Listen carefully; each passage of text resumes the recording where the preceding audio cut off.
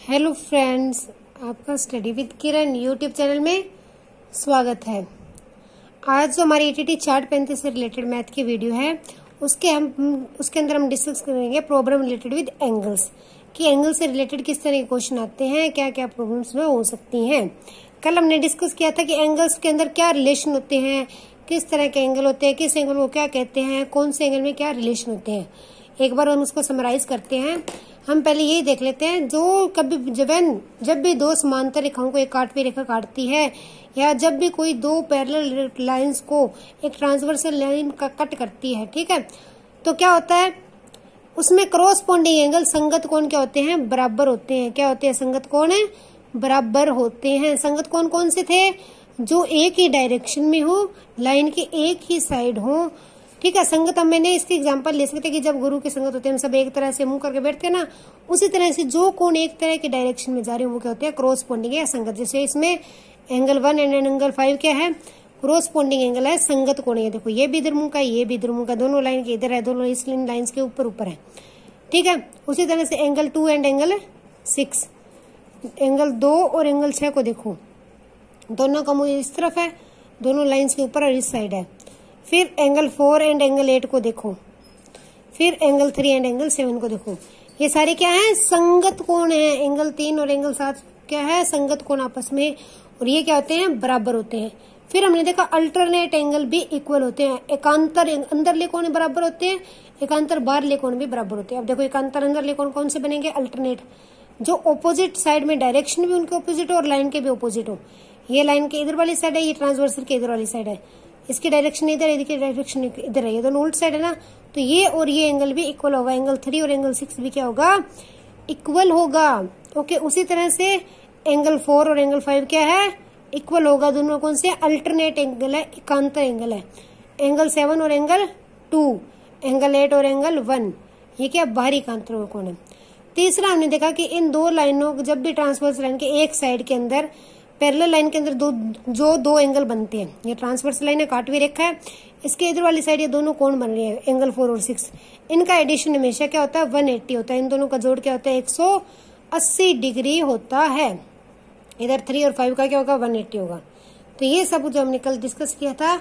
एक हमने देखा कि वर्टिकली ऑपोजिट एंगल बराबर होते हैं, वर्टिकली ऑपोजिट शिखर सन्मुख, जिनके शिखर मिल रहे हो, ये देखो ये शिखर दोनों का एक ही है ना, यहाँ पे बीच में वर्टेक्स, ये और ये एंगल क्या होंगे, बराबर, ये दोनों क्या होंगे, बराबर, ये दोनों बराबर आपस में, ये दोनों भी बराबर। ये भी कल डिस्कस किया था। तो कल हमने ये सब पढ़ा था। आज उससे रिलेटेड हम क्वेश्चन देखते हैं किस तरह से होंगे। ओके, लेट अस सी। फर्स्ट क्वेश्चन है, इसके अंदर इन्होंने मुझे बोला कि इफ एंगल 5 इज 60 डिग्री, ये एंगल दे दिया मुझे 60 डिग्री, एंगल 5 क्या दे दिया, 60 डिग्री, ठीक है। अगर एंगल 5 60 डिग्री है तो बाकी सारे एंगल फाइंड करो। अब देखो, अगर एंगल 5 60 है तो एंगल 1 कितना होगा, ये गिवन है। मुझे पता है एंगल 1 जो है वो एंगल 5 के इक्वल है। क्यों है, दोनों क्या क्रॉसपोंडिंग एंगल है, संगत कोण है। तो एंगल 1 कितना आ गया, 60 आ गया, 2 फाइंड हो गए। अब देखो एंगल जो 4 है, एंगल 5 और एंगल 4 भी आपस में बराबर होंगे। क्यों, इंटीरियर अल्टरनेट एंगल है, एकांतर कोण है। तो मेरे पास एंगल 4 कितना आ गया, वो भी 60 डिग्री आ गया। इसी तरह से एंगल 4 और एंगल 8 क्या है, वो भी बराबर है। तो एंगल 8 कितना आ गया मेरे पास, 60 डिग्री। क्यों बराबर है, बताओ आप। देखो ये दोनों, इसका डायरेक्शन इधर है, ये भी डायरेक्शन इधर जा रहा है, तो कौन से एंगल हुए, क्रॉसपोंडिंग एंगल, संगत कोण, ठीक है। मैंने 4 तो फाइंड कर लिए, सॉरी 3 फाइंड कर लिए, ये भी 60 आ गया, ये भी 60 आ गया, ठीक है। अब देखो मेरे पास रह गए बाकी 4 फाइंड करने वाले। तो अब देखूंगी, अगर मैं देखूं कि ये दोनों क्या बन रहे हैं, लीनियर पेयर बन रहे हैं ना, angle 5 plus angle 6 is equal to 180। कल हमने लीनियर पेयर भी देखा था ना, रेखी जोड़ा, दोनों का सम क्या बनेगा, 180। रेखीय जोड़ा वही था ना, जिन दो एंगल एक लाइन पे और उनका सम 180 बनेगी। दोनों क्या एक स्ट्रेट लाइन पे है, दोनों का सम क्या बनेगा 180। तो 60 plus angle 6 is equal to 180, angle 6 is equal to 180 minus 60 is equal to 120। ये मेरे पास क्या आ गया 120। अब देखो अगर ये 120 है तो ये भी क्या होगा 120। क्यों होगा, शिखर सन्मुख कोण है। फिर अगर ये 120 है तो ये भी 120 होगा, क्यों होगा, कॉरस्पॉन्डिंग एंगल है। और ये भी 120 होगा क्योंकि ये दोनों शिखर सन्मुख है। तो हमारे पास ये सारे एंगल आ गए, निकाल ली ना सारे, हमने अपनी प्रॉपर्टी लगाई और सारे एंगल जो वो फाइंड कर लिए। देख लो कैसे, एंगल 5 दिया था, मुझे पता था एंगल 5 और 1 बराबर है, संगत कोण है। फिर मैंने एंगल 5 के हिसाब से एंगल 4 भी उसके बराबर होगा, क्यों, अल्टरनेट एकांतर कोण है कि नहीं। ठीक है, एंगल 4 आ गया। अगर एंगल 4 आ गया तो एंगल 8 उसके इक्वल होगा क्योंकि ये दोनों भी संगत हैं। इतना देख लिया। फिर मैंने देखा एंगल 5 और 6 लीनियर पेयर बनाना है, तो मैंने एंगल 6 की वैल्यू फाइंड की, वो आई थी 120। अगर एंगल 6 120 आ गया तो आपको पता है ये भी 120 होगा, ये 120 है तो ये 120 होगा क्योंकि एकांतर कोण है ये दोनों भी। कोई प्रॉपर्टी लगा लो, इनमें 2 से 1 से ज्यादा प्रॉपर्टी भी लग सकती है। ओके, तो ये हमारा फर्स्ट क्वेश्चन कंप्लीट हो गया। अब देखते हैं नेक्स्ट प्रॉब्लम क्या है, नेक्स्ट क्वेश्चन। नेक्स्ट क्वेश्चन में क्या कह रहा है, ये हमें बोल रहा है एंगल AOC और BOE, AOC और BOE इन दोनों का सम क्या कह रहा है, हमारे पास 70 डिग्री है। और एंगल BOD ये मुझे दिया है 40 डिग्री। ठीक है, फाइंड क्या करना है, BOE, ये वाला एंगल फाइंड करना है एक तो, और दूसरा COE मतलब कि इसका रिफ्लेक्स लिखा है ना पीछे रिफ्लेक्स, तो ये वाला फाइंड करना है, इतना बड़ा। 2 चीज फाइंड करनी है।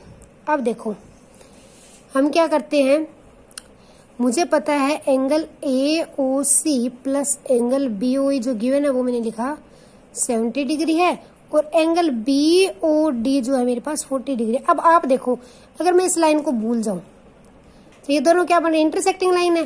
तो एंगल जो AOC बन रहा है वो किस 40 डिग्री इक्वल होगा ना। क्यों होगा, क्योंकि एक मिनट, ये लाइन मैं भूल गई, सपोज करो ये वाली लाइन है नहीं।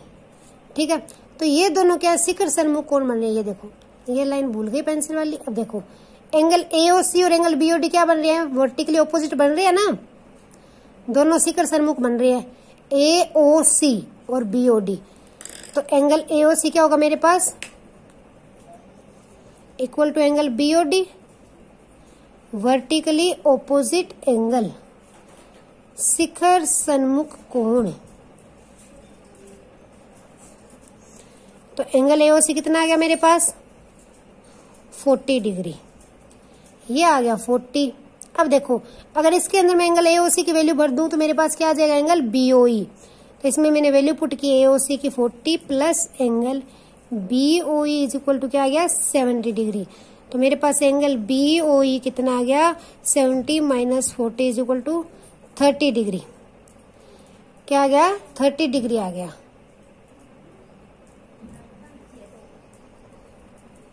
ये इतना तो मेरे पास आ गया 40, ये भी 40। ठीक है, इसके बाद मेरे पास है BOE। BOE मैंने कितना निकाला है, ये वाला एंगल ये 30 निकाला है। ओके, अब देखो कि एंगल COE का रिफ्लेक्स देखना है मुझे। ये तो सॉरी COD है, COE का रिफ्लेक्स क्या बनेगा, ये इतना बड़ा सारा ये देखना है। ठीक है, अगर मुझे एंगल COE पता है, अगर एंगल COE पता है तो उसको 360 में से सब्ट्रैक्ट कर दूंगी तो क्या आ जाएगा, इसका रिफ्लेक्स आ जाएगा ना। तो पहले मैं एंगल जो है COE फाइंड कर रही हूं। एंगल COE को फाइंड करने के लिए देखो ये क्या बन रहा है, लीनियर पेयर बन रहा है। अगर AOC COE और BOE जोड़ दूं तो angle AOC angle COE plus angle BOE जोड़ दूं तो क्या बन रहा है, स्ट्रेट लाइन। इसको लीनियर पेयर नहीं लिखेंगे, इसे लिखेंगे straight line angle. Straight line angle इनका सम क्या होगा 180। अब देखो AOC कितना था मेरे पास 40, COE मुझे पता नहीं, और BOE कितना है 30।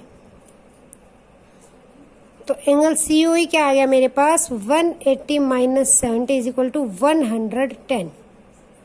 कितना आ गया 110 डिग्री आ गया। अगर COE 110 है तो COE का रिफ्लेक्स क्या होगा, जब भी हमें रिफ्लेक्स बोले तो 360 में से माइनस कर देंगे। COE को अगर 360 में सब्ट्रैक्ट कर दूंगे तो इसका क्या आ जाएगा, रिफ्लेक्स आ जाएगा। तो ये क्या आ गया 250 डिग्री। ठीक है, तो ये हमारा क्वेश्चन कंप्लीट हो गया। एक बार और देख लेते हैं क्या था। मुझे इन दोनों का सम दिया हुआ था और BOD दिया था। जब मैंने देखा कि BOD के शिखर सन्मुख बन रहा है मेरे पास AOC, तो मैंने AOC निकाल लिया। AOC निकल गया, फिर हमने उससे BOE निकाल लिया। जब मेरे पास BOE AOC आ गया तो मैंने देखा ये तीनों स्ट्रेट लाइन एंगल बन रहे हैं और इनका सम 180 होता है। ये वो वाली इक्वेशन लगा के मैंने COE भी फाइंड कर लिया, वो आया मेरे पास 110। लेकिन इन्होंने मुझसे क्या पूछा था, रिफ्लेक्स पूछा था COE का। तो रिफ्लेक्स के लिए क्या करते हैं, 360 में से माइनस कर देते हैं। तो ये हमारा सेकंड क्वेश्चन हो गया। अब देखते हैं हम थर्ड क्वेश्चन। ये हमारा डायग्राम है। इन्होंने बोला है हमें कि A/B 2/3 की इक्वल है। जब भी रेशो दे दे, कभी भी रेशो दे दे, तो हमें सबसे पहले क्या करना होता है, जो A/B 2 रहते हैं तो A को ले लिया 2x और B के ले लिया इक्वल टू 3x। ये हमने मान ही लेना स्टार्टिंग में। किसी भी चीज में रेशो आ जाए, एज के अंदर रेशो आ जाए, कोई रेट के अंदर रेशो आ जाए, उनको सबसे पहले सिंपल फॉर्म में लिख लेना है x टाइम लेके। ओके, अब मैंने ले लिया A इक्वल टू 2x और B इक्वल टू 3x। अब देखो डायग्राम में ये मुझे 90 दिया हुआ है। क्या दिया हुआ है, 90 दिया, और मुझे कुछ भी नहीं दिया हुआ और इनका रेशो दिया हुआ है। ठीक है, अगर ये 90 है तो ये देखो A प्लस B कितना होगा, ये भी 90 होगा, क्योंकि ये क्या बन रहा है, स्ट्रेट लाइन एंगल बन रहा है। तो angle A plus angle B plus 90 क्या होगा, 180 डिग्री होगा ना, क्योंकि स्ट्रेट लाइन बन रहा है, स्ट्रेट लाइन एंगल। ठीक है, अब देखो angle A plus angle B कितना आ गया, 180 माइनस 90 आ गया। अब देखो एंगल A की वैल्यू पुट करूंगी, यहाँ पे क्या है 2x, B की क्या है 3x is equal to 90, 5x is equal to 90, x is equal to 90 upon 5, ये आ जाएगा 18। तो x एंगल आ गया मेरे पास 18। A की वैल्यू नहीं है, x क्या ही है, तो A क्या आएगा 2 इंटू 18 36, और B क्या आएगा 3 इंटू 18 54। अब A भी तो मैंने फाइंड कर लिया, इन्होंने मुझे बोला C फाइंड करना है। क्या फाइंड करना है, C। अब देखो आपको दिखाई दे रहा होगा, ये सारा डायग्राम भूल जाओ। B और C क्या बना रहे हैं, क्या बना रहे हैं, लीनियर पेयर बना रहे हैं ना। Angle B plus angle C is equal to 180 degree. क्यों, क्योंकि लीनियर पेयर रेखी जोड़ा बन रहा है। इसको यहाँ पे सोल्व करते हैं। एंगल B मुझे पता है 54 plus C is equal to 180, C is equal to 180 minus 54 126। तो ये मेरे पास एंगल C आ गया। तो इस तरह से जो हम एंगल से रिलेटेड प्रॉब्लम को सोल्व कर सकते हैं। ये क्वेश्चन होंगे कब, जब हमें सारी प्रॉपर्टीज याद हैं। अगर हमारे सारी प्रॉपर्टीज याद हैं तो अपनी प्रॉपर्टीज लगा के हम सम को सोल्व कर सकते हैं। अब नेक्स्ट क्वेश्चन देखते हैं। ये मेरे पास ट्रायंगल, इन्होंने मुझे दे दिया PQR, सॉरी PQR नहीं QPR लिखना था यहाँ पे, एंगल QPR 30 और PRT 70 है। फाइंड करना है PQS, ये फाइंड करना है। अब देखो आपको एक बात बतानी थी, जो ये एंगल है ये 70 है, ठीक है। ये वाला एंगल जो होता है, जो बाहरी कोण होता है ना ट्रायंगल का, एक्सटर्नल कोण होता है एंगल, जो ट्रायंगल का बाहरी कोण होता है वो अंदर के दोनों कोणों के जोड़ के बराबर होता है। बाकी दो इसके नहीं, इसके अलावा जो अंदर बाकी दो कोण रहेंगे ना, इनके सम के बराबर होता है, ठीक है। लेकिन ये बात हमें अभी नहीं लगानी, पहले मैं देखूंगी ये 30 दिया हुआ है, मुझे ये 70 दिया, ये क्या बन रहा है, एक लीनियर पेयर बन रहा है ना। तो angle PRQ plus angle PRT is equal to 180। तो PRT कितना दिया हो मुझे 70, then angle PRQ is equal to 180 minus 70 which is equal to 110। तो ये मेरे पास आ गया 110 आ गया। ओके, अब देखो मुझे ये एंगल फाइंड करना है, तो ये क्या होगा, इन दोनों का सम हो जाएगा, इन दोनों का सम हो जाएगा। तो यहाँ पे मैं लिख देती हूँ, आगे स्पेस नहीं है। Angle P Q S is equal to, triangle के दोनों कोणों का जोड़ दे, बाकी दो कोणों का, बाहरी कोण के अंदर बाकी दो कोणों के जोड़ दे बराबर होता है। तो ये क्या आएगा, 110 प्लस 30 140, क्या आ जाएगा 140। तो ये एंगल मेरे पास कितना आ गया, 140 डिग्री। अब नेक्स्ट क्वेश्चन देखते हैं।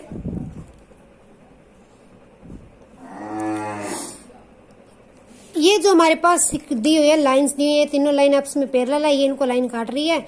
इसने मुझे दे दिया y रेशो z क्या है, 3:7 है।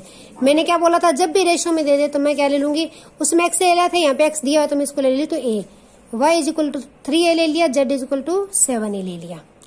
ओके, अब देखो इसको किस तरह से सोल्व करूंगी। अब देखो ये x है, ये y है, ये z है। बीच वाली लाइन को भूल जाओ कि बीच में कोई लाइन है। सपोज करो ये लाइन नहीं दिख रही आपको, तो ये क्या है, दो लाइनें हैं और x और z क्या है, अल्टरनेट एंगल है। तो एंगल x इक्वल होगा एंगल z के, अल्टरनेट एंगल है, यही है ना दोनों आपस में। लेकिन अब मैं एक बात और देखूं, एंगल x प्लस वाई, ये मेरे पास 3 है, ये है 7 है, x प्लस वाई नहीं।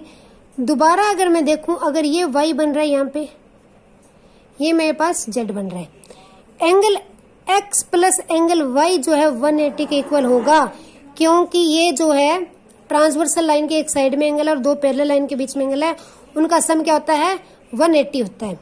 इनका सम क्या होता है, 180। ये प्रॉपर्टी की थी ना कि ट्रांसवर्सल लाइन के एक साइड के अंदर एंगल होते हैं जो दो पैरेलल लाइन के बीच में, तो उनका सम 180 होता है। ये पीछे प्रॉपर्टी में देख लेना, पिछली वीडियो चला के। तो एंगल x प्लस वाई कितना है, 180। एंगल x एंगल z के इक्वल है, तो वो क्या है, 7a। y कितना है, 3a, 180।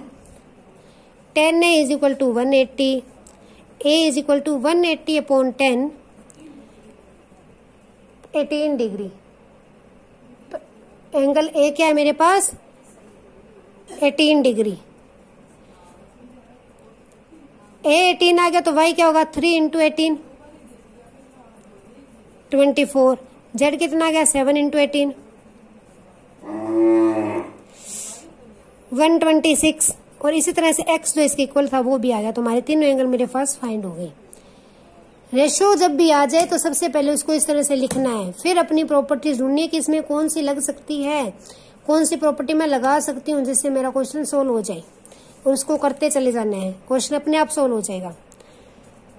नेक्स्ट क्वेश्चन है, if angle GED is equal to 126, GED ये इतना बड़ा 126 दिया हुआ है, सारा फाइंड करना है। AGE, GEF, FGE। ओके, तो अब हम देखते हैं, पहले हम फाइंड कर लेते हैं हमारा ये 126 है, बाकी सब लाइन को भूल जाओ, भूल गए। ये क्या है, पैरेलल है, ये ट्रांसवर्सल काट रही है ना इस तरह से। सपोज करो आपको दिमाग लगाओ, जब भी आपको जेड बनता दिख जाए ना, क्या दिख जाए, इस तरह से कोई भी लाइन इस तरह से बनती दिख जाए या फिर इस तरह से बनती दिख जाए, तो ये बात याद रखना, ये दोनों एंगल बराबर होंगे हमेशा। ये और ये अल्टरनेट बनेंगे ना, ये देखो इसको लाइन को बढ़ाएं तो ये क्या बन रहे हैं, अल्टरनेट बने, ये बराबर होंगे। ओके, ये दोनों क्या होंगे, बराबर। तो GED इक्वल किसके बन रहा है, देखो AG, और ये दोनों क्या बन रहे हैं, जेड बन रहा है ना, तो ये दोनों, ये देखो ये वाला एंगल और ये वाला एंगल बराबर होंगे। तो angle AGE equal angle GED alternate angle. Angle AGE मेरे पास आ गया 126, AG आ गया 126। अब देखो और क्या फाइंड करना है, GEF, GEF। अब देखो GEF फाइंड करना है, ये टोटल 126 है, ये 90 दिया है, तो एंगल GEF क्या हो जाएगा, बड़े एंगल में से अगर 90 सब्ट्रैक्ट कर दूंगे तो आ जाएगा ना, तो ये आ जाएगा 36। GEF आ गया, या छोटे वाला मेरे पास आ गया 36, ये 90 है। अब रह गया FGE, FGE ये एंगल रह गया। ये दोनों एंगल क्या बना रहे हैं? Linear pair. यहां लिख देती हूं मैं, angle AGE plus angle FGE 180 है। AG कितना है? 126। FGE कितना है? पता करना है। तो एंगल FGE जो है हमारे पास वो क्या आएगा? 180 माइनस 126, ये आ जाएगा 54। तो इस तरह से हमने अपने तीनों एंगल जो है वो फाइंड कर लिए। ओके, अब लास्ट क्वेश्चन रहा है हमारा, एक और देखते हैं। ये है, ये मुझे 50 दिया है और कुछ ये 126 दिया। XYZ फाइंड करना है। क्या फाइंड करना है? XYZ। अब फर्स्टली मुझे पता है, देखो ये देखो इस तरह से ये क्या बन रहा है? Z की शेप बन रहा है ना। तो angle X is equal to 50 degree हो जाएगा एकांतर कोण अल्टरनेट एंगल सॉरी। तो एंगल X क्या आ गया मेरे पास? 50 आ गया। फर्स्टली ये सोल्व हो गया। अब देखो ये 127 है, ये दोनों क्या बनाने हैं? लीनियर पेयर बनाने हैं। Then angle Z plus 127 is equal to 180, रेखी जोड़ा, बोले तो linear pair. Then angle Z is equal to 180 minus 127 53। Angle Z भी फाइंड हो गया 53। अगर हमारे पास एंगल X और Z होगा तो 180 में से फाइंड माइनस कर देंगे तो ट्रायंगल लग जाएगा ना। हमें पता है ट्रायंगल के तीनों एंगल का जोड़ क्या होता है? 180। एंगल X कितना था? 50 प्लस एंगल Y प्लस ये कितना है? 53 is equal to 180। Y is equal to 180 minus इनको ऐड करेंगे 103। तो एंगल Y जो मेरे पास आ गया 77 डिग्री। क्या आ गया? 77। तो इस तरह से हम एंगल्स को फाइंड कर सकते हैं, हमें अगर उनकी प्रॉपर्टीज सारी अच्छी तरह से याद है।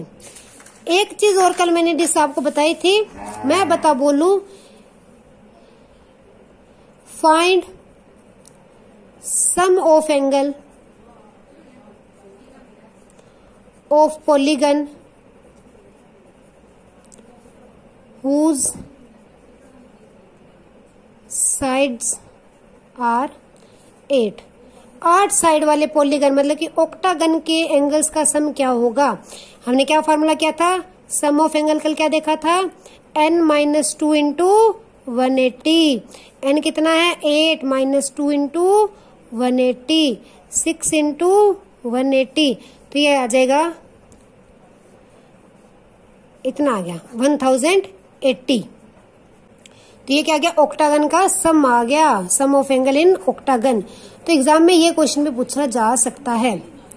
अगर हमें कह दें कि एक रेगुलर हेक्सागन के इंटीरियर एंगल्स का जो सम है, वो सॉरी हेक्सागन क्या कह दे, कोई भी रेगुलर पॉलीगन के इंटीरियर एंगल अंदरूनी कोणों का